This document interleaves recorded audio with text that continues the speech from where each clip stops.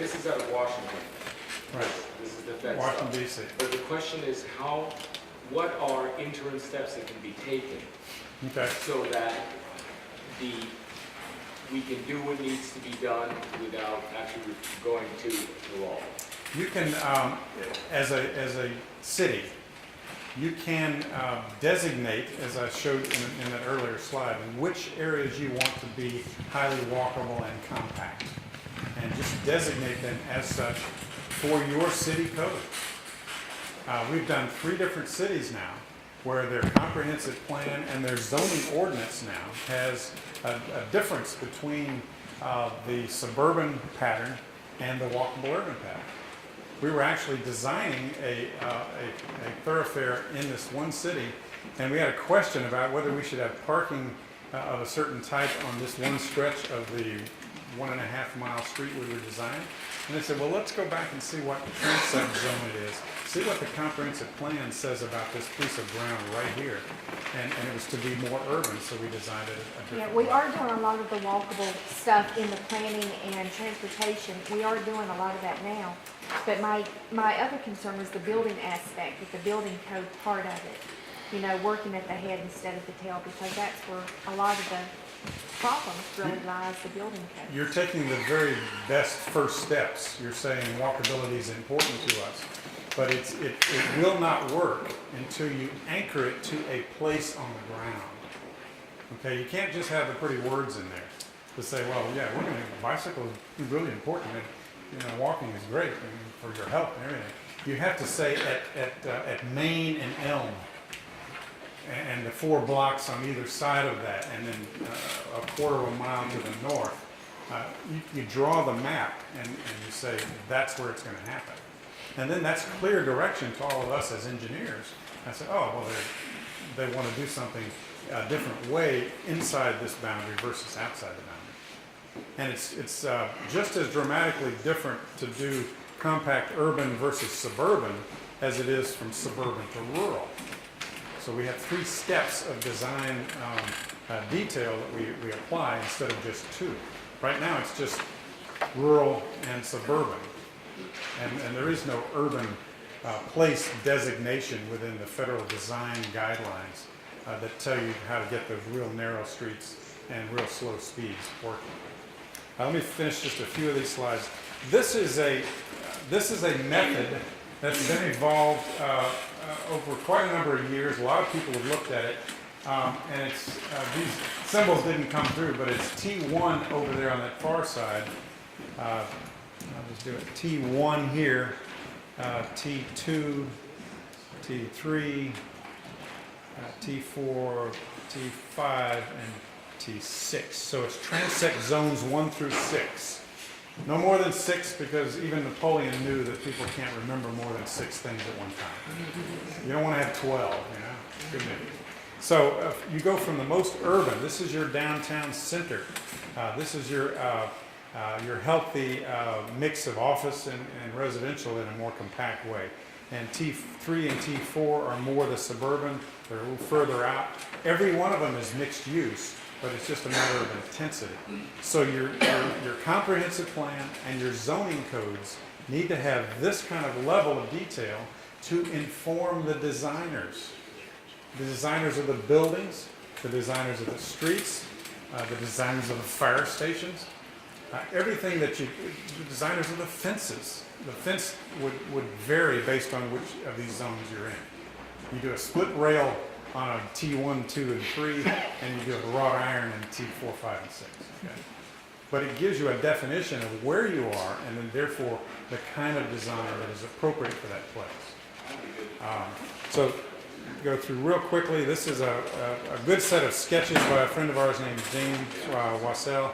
That's kind of the intensity of T3, and that's a picture of T3 in Coral Gables.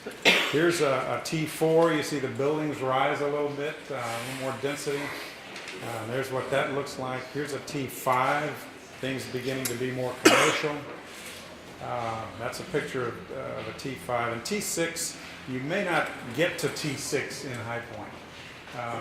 You may just stop at T5. because that's the character They you're already after. have, they have a they have T6. T6, Their own, okay. their own locally collaborated, probably 10-story Good, T6. good, okay. So, the classification system of a pattern of land use helps all the designers understand what to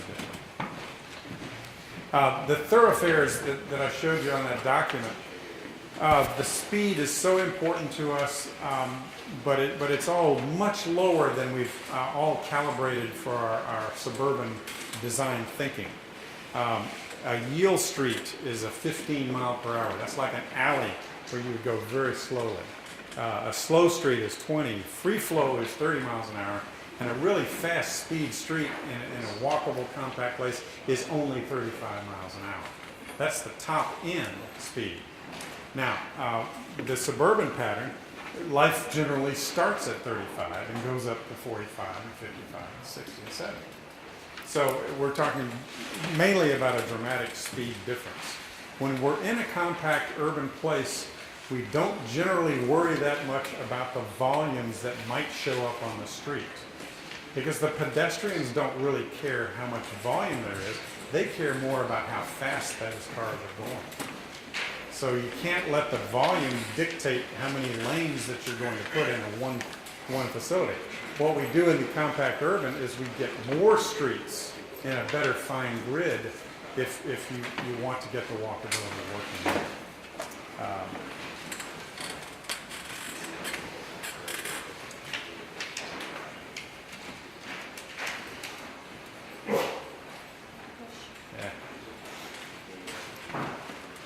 Paul, why don't we take some questions and answers now? Okay.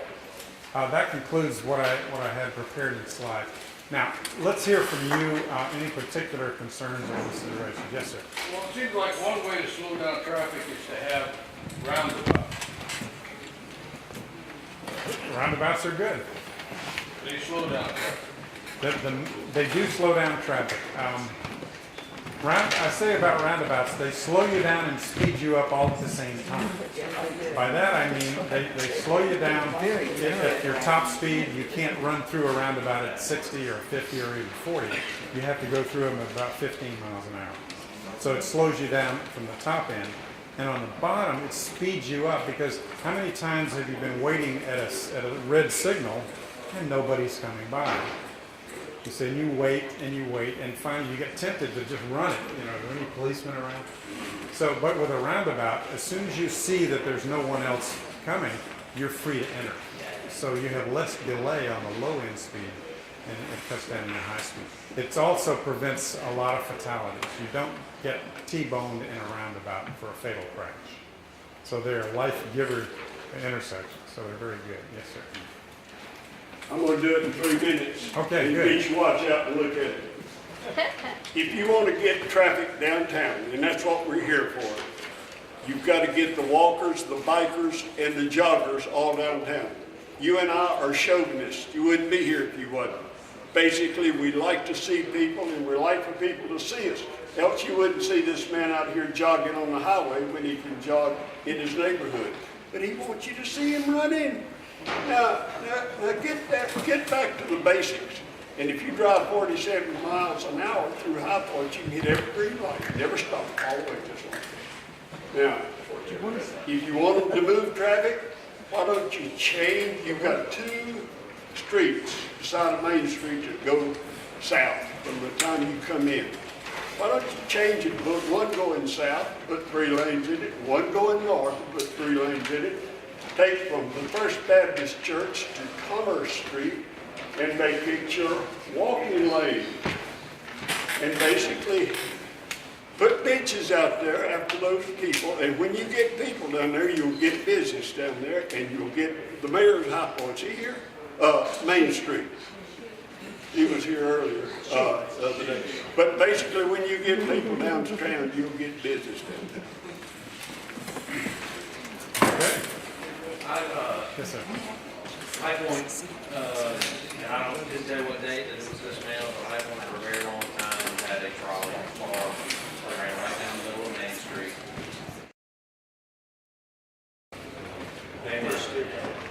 So, and actually, Common Bus recently restored one of those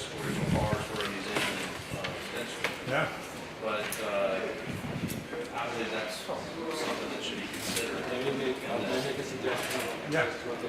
Just one thing that is normally not understood. Streetcars cost more because you have to derail it. What is not known is that streetcars last close to 100 years. The New Orleans ones are about 100 years. The ones in Berlin were replaced after 77 years, and that was Berlin, and they went through World War II. Okay? And we're talking about short sections. No, but what I'm saying also is that you have to factor the replacement cost. Bus lasts 7 years. And people say, a bus costs A, a streetcar costs B. But you have to have 7 buses for every streetcar. So that's, remember to factor that in. The other thing is, there's something about a streetcar that highfalutin folks love to take. And highfalutin folk don't like to take buses. This is weird difference. You know, there's something about the streetcar that's narrow, that is lower, that it makes a different kind of noise, that everybody's very happy to take while people tend to avoid buses. So there are assets to streetcars that at first, you know, somebody brings up a streetcar and says, are you crazy? Like, don't you know how much it costs? Don't you know, why did we discard them and so forth? They were actually killed by General Motors. They were bought up and killed by General Motors. That's what actually happened to them. This is very much on the table now, the streetcars. It's, in case you're going to set up a platform for the state. So is the concept then, since you're talking about building 3 basic urban centers, one for the mall, one in the area, one in the downtown, connecting streetcars? Streetcars, yes, the answer is yes. Okay, now we might actually also connect, and I believe as we speak now, I can see perfectly a Z-shaped trajectory that would be very efficient, including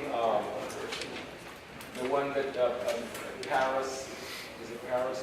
Bonlieu, that name? Monlieu, sorry. Monlieu is wide enough, actually, for a streetcar. And you know, you can have a very efficient system, but it also has to stop at the university. Ferris Avenue, which you indicated is that core area. Yeah. And I don't know, that street was designed as wide as it is because there was the intent of putting a streetcar. That's actually what I meant. That's what I meant. I meant Paris. So, and Montclair was wide enough too, but you don't put traffic. Yeah. So Ferris was intended to run one of those cars between High Point and Greenfield. I think that a streetcar, by the way, you can now buy the used ones. You can buy used streetcars, you don't have to manufacture the new.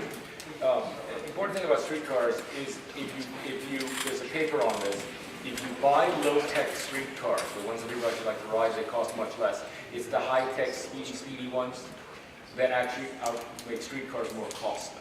So anyway, I'd like to actually incorporate that idea into our plan. The one thing you can do for future transit to make it much more successful is to create great walkability in different centers around your town. Because walkability is like spreading fertilizer out in the field. What are we wasting in this city? In this city, you've got no driving zone right in the middle of the street. Why don't you steal that and use it? Let me make one more point about the streetcars. They're our favorite transit vehicle because you just walk out and you get right on it. Okay, you don't have to go upstairs and go to an elevated system. You don't have to go down to an underground system for a subway. It's just, you know, bad things happen as you change levels. But you get right out of the vehicle and jump right on. That's the very best. Also, the streetcars, because they have rails, are form givers for your urban form. In Houston, there was a proposal on the table, a lot of developers sitting around, and the planner said, we can do a streetcar, but we can do a bus rapid transit system for 1/3 the cost. And so the developers caucused in the corner and they came back and they said, we'll take the streetcar. And they said that because they were about to invest $280 million in a building next to the streetcar line. So the relative cost of BRT versus streetcar didn't make much difference to them. And they knew that if they got a streetcar there, that was going to be there for the next 50 years next to their building. If you put a transit line next to your building, 2 or 3 city councils later could, let's move this over 4 blocks. Let's move it over 3 blocks the other way. So it's a form giver. It's like the bones for your city to grow upon. With the streetcars, why are you suggesting to Five Point Museum, which will take it into the community for people who do not have transportation to take that. So is there a reason? I wasn't planning to stop at the university, I said there should be a stop at the university. Oh, it should be Not a stopping, stop. there should be a Okay. stop there. Okay. And what you would do is keep going, right? Okay. Yes, okay. As far as to 311? I don't know that area well enough because it's not in our area, but I'll look into that. And I get your Yeah. point. I just meant to stop it at the university. Because that would really bring in the community to support, Yeah. to bring them downtown if you provide that transportation. Right. Since we're having issues with transportation as well as scheduling within the community. And Right. that would just allow us to support each other with going to the museum and as well as any of the other places such as Five Points area. So Right. Yes, ma'am, you had a comment? What's the difference between streetcars and trams, and what about trolley buses? The streetcars are generally electrified from the top. You have a cable up on the top that supplies the power for the electric motors. And it's good because it has the right level for you to step right onto it. Now, there are transit buses, the rubber-tired vehicles that have wooden seats and so on. Those are somewhat effective, but still it looks and feels too much like a bus. And it's less efficient really over the long haul than a streetcar is. Yes, sir. Yes. From Lexington headed north to Westchester, East Chester, I hadn't heard you talk about traffic patterns, parking, et cetera. Is that in this planning session? It certainly is. You heard me mention speed probably 17 times today. The speed and one-way streets are synonymous. We have speed guns that we carry around. We are always checking what the drivers are doing. And every time we see a one-way pair, it's faster than if you have an equivalent two-way street. So we generally start recommending that one-way pairs be converted back to two-way operation. The one-way pair of Johnson, that's Johnson Hamilton one-way pair. That's, I think, a pretty early conversion back to two-way that we recommend. But the people that live in that neighborhood don't deserve one-way streets going by their houses. Two-way is the way to go. Are you gonna cut out cars or people?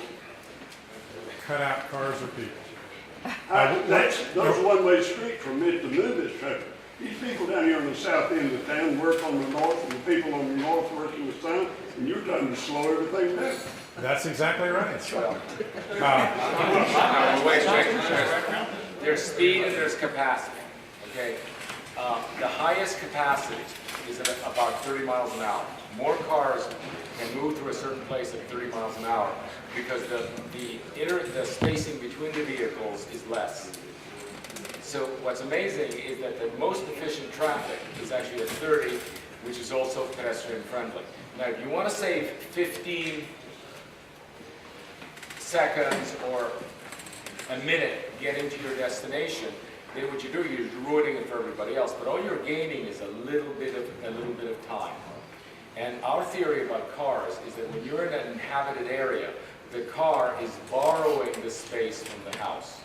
Now, when you're in a suburban highway, then the car has precedence. So there's two ways. How many seconds in an hour? Okay, the thing about context-based design, the book we showed, is it says take into consideration what the automobile is traveling through. And if it's a residential area, then the car has to go down to 30. And once you get into the countryside where the buffers are large, hey, go to 65, 75, it doesn't matter. Right now, there's only one setting, which is as speedy as possible, and that's a problem. Let me do a little quick arithmetic thing with you. So bear with me. This is the technical segment of the presentation. How many seconds are there in 1 hour? How many seconds in 1 hour? 3,200, right? 3,600. 3,600 seconds in 1 hour. We have observed that automobiles go by at 1 every 2 seconds. If you have a complete supply of vehicles coming and the speed they get moving on a street, they go by every 2 seconds. Check this out when you have a fairly congested street that you're looking at. And what Andres was saying is that if they go by every 2 seconds, if they're going really fast, they are far apart from each other. And if they go by more slowly, they're closer to each other, but generally it's every 2 seconds. Well, if they go by every 2 seconds, and you have 3,600 seconds in 1 hour, then that equates to 1,800 vehicles per hour, and that is the absolute capacity, and that's in all the books. Okay? And then what happens when you put the traffic signal out there, and about half the time it's red and half the time it's green, well, that cuts your 1,600 into 800. So 800 vehicles per hour is about the most you can get through an intersection in 1 hour with 1 lane of traffic. So just for your walking around, cocktail information, 800 vehicles per hour is the capacity at a signalized intersection for 1 lane of traffic.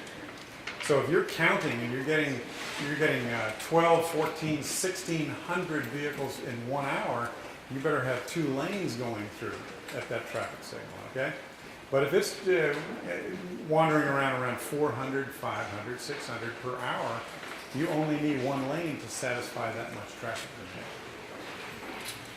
It's best to kind of treat the daily traffic numbers with a grain of salt. Because if you have a lot of people arriving every hour of the middle of the day, then you can just get real efficient use of that signal. Because it's under 800, but it's for 9 or 10 hours of a day. Now, in some places, it'll just peak in the morning, dead, peak in the evening, and those 2 peaks are 800 vehicles per hour. But everything in between is 10, 20, 30 vehicles per hour.